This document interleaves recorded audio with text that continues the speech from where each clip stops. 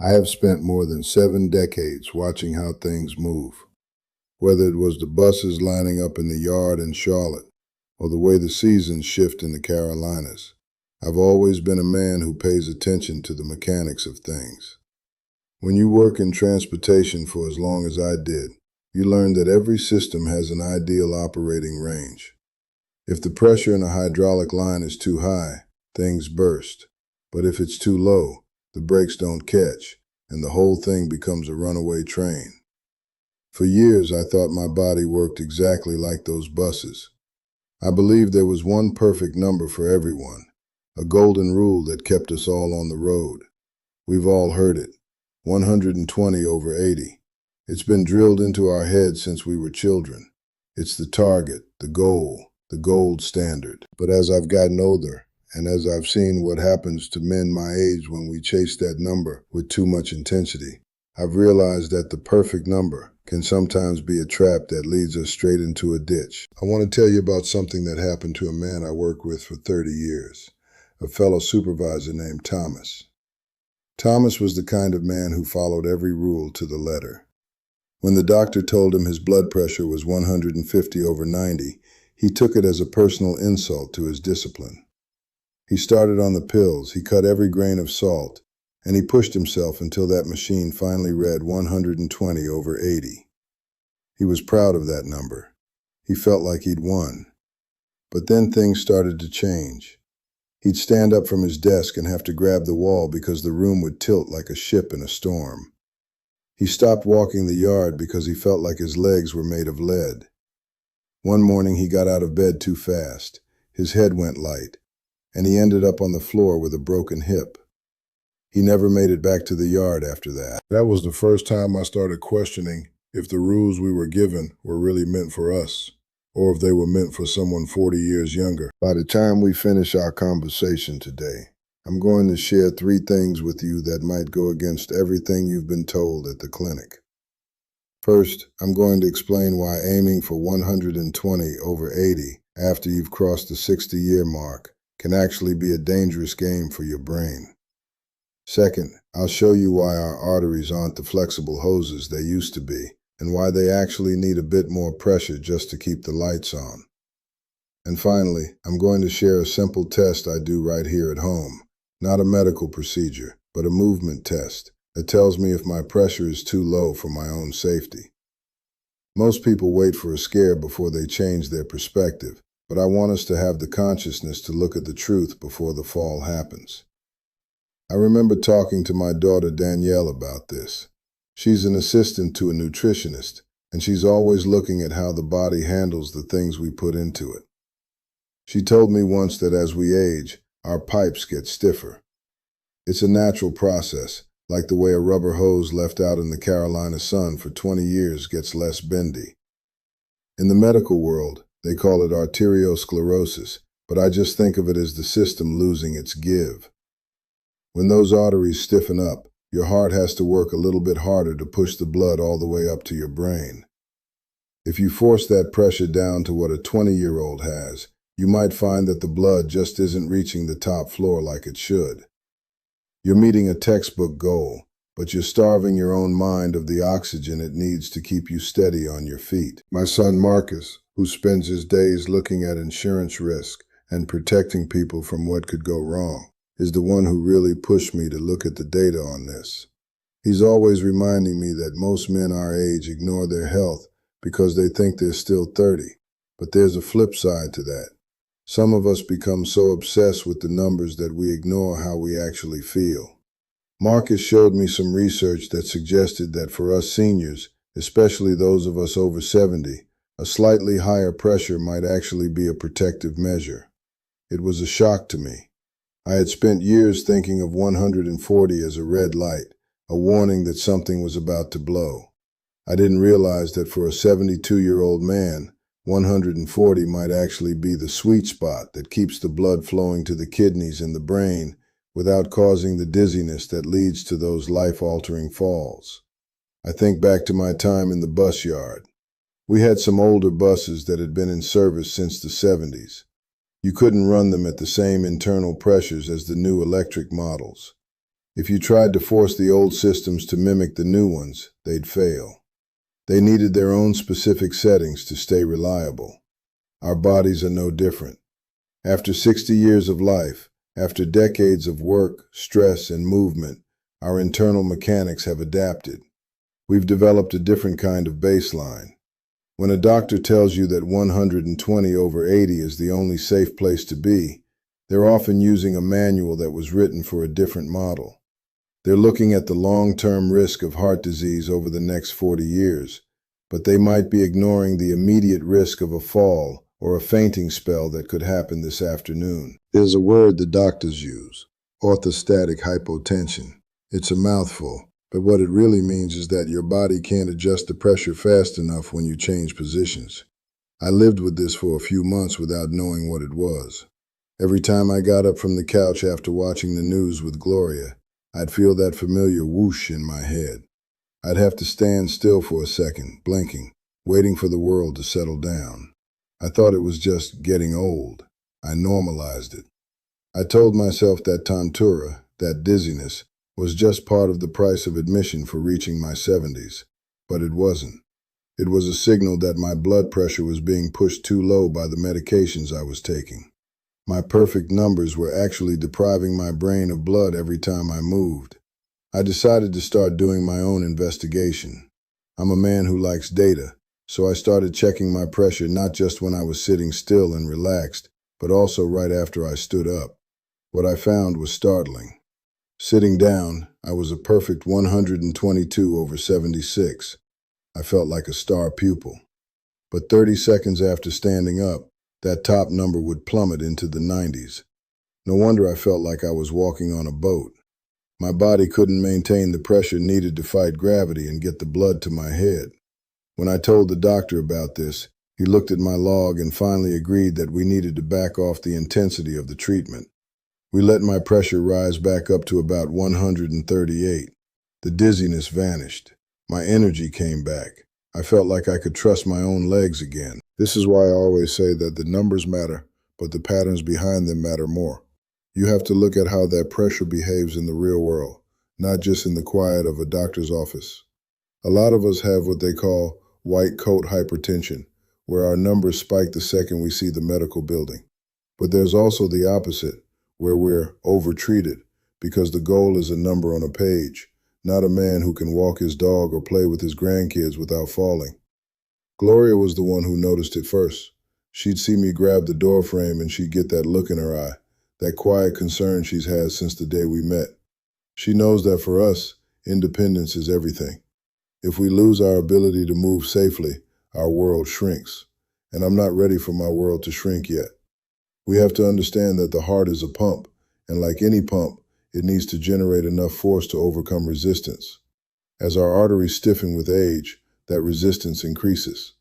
If the pump doesn't have enough force, enough pressure, the fluid won't reach the furthest points of the system. In our case, those furthest points are the brain and the kidneys. I've seen men whose kidney function started to decline because their blood pressure was pushed too low. Their doctors were so focused on saving their heart that they were accidentally starving their kidneys. It's all connected. You can't adjust one part of the machine without affecting the rest. A life stable builds a body more stable, but that stability has to be based on your reality, not a textbook from the 1980s. I want you to think about your own experience. Do you ever feel that lightheadedness when you stand up to answer the door? Do you feel a strange fatigue that seems to hit you even when you haven't been doing much? Do you feel like your mind isn't as sharp as it was a year ago? These might not be signs of aging or dementia. They might be signs that your blood pressure is too low for your unique system. We've been trained to fear the silent killer of high blood pressure so much that we've forgotten that low blood pressure can be just as dangerous in the short term. A fall at 72 isn't like a fall at 22. It can be the beginning of a long, hard road that none of us want to walk. I have a friend back in Colombia, a man I've known since we were boys. He was always the healthiest one in our group. He ran marathons well into his 50s.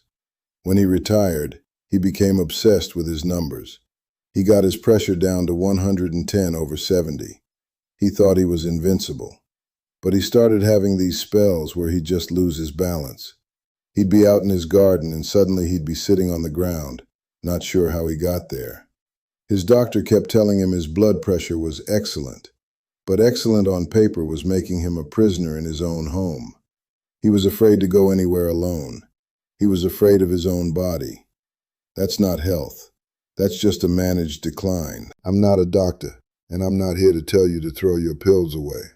I'm a man who has lived through the fear and found my way back to a path that makes sense.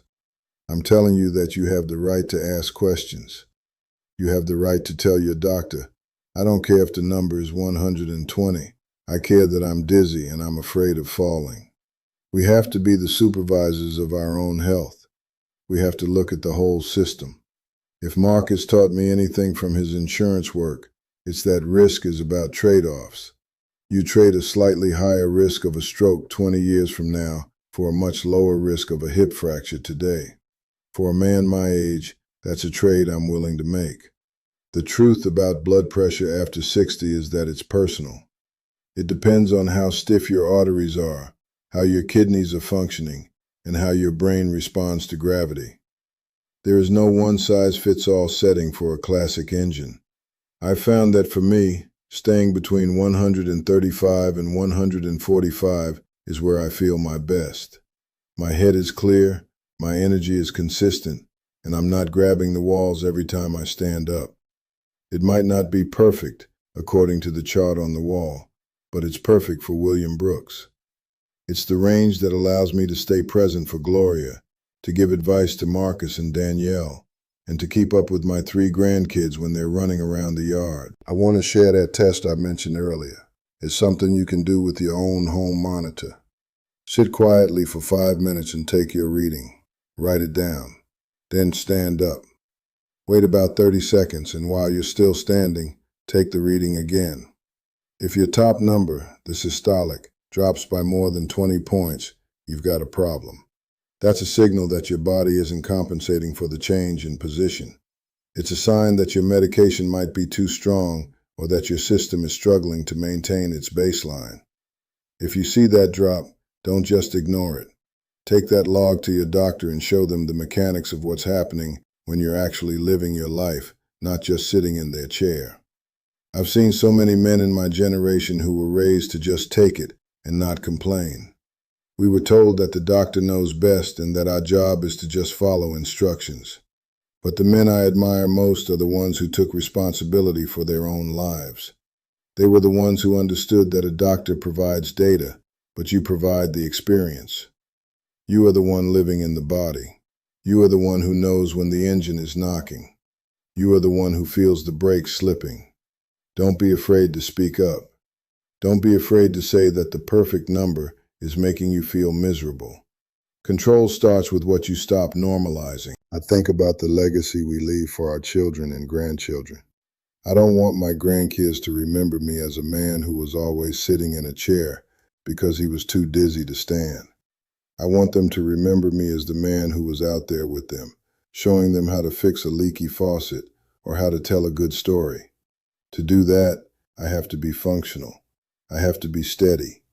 And that means I have to accept that my body at 72 has different needs than it did at 32. It's not a failure to have a higher blood pressure target. It's a strategy for living a full, independent life. Most people wait for a shock to change their minds. They wait for the emergency room visit or the scary diagnosis. But I'm asking you to look at the patterns now. Look at how you feel when you move.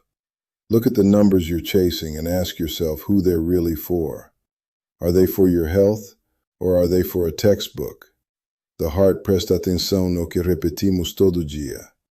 If you repeat the habit of chasing a number that doesn't fit you, you might be setting yourself up for a crisis you could have avoided.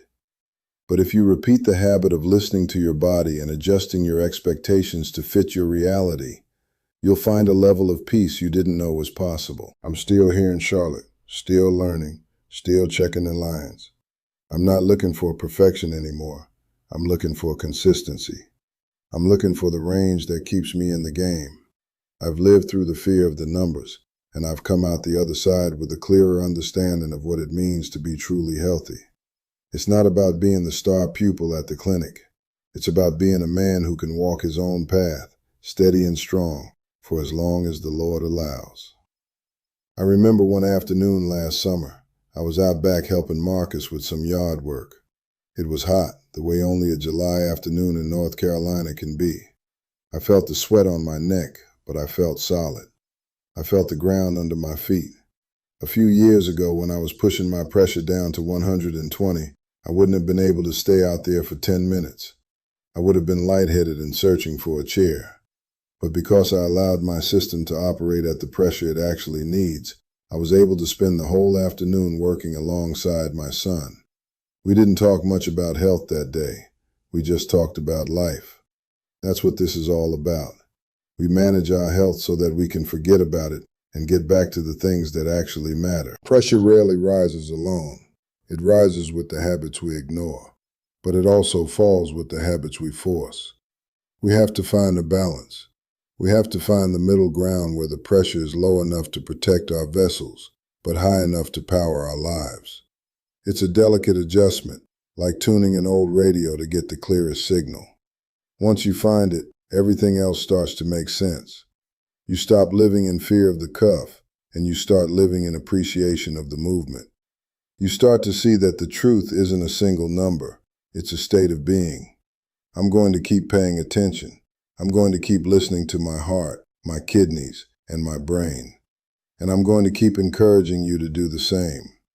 We've worked too hard and lived too long to let a misunderstanding of a medical target take away our independence. Let's be the men who know our own mechanics. Let's be the ones who aren't afraid to challenge the rules when they don't fit our reality. I'm still here, still moving.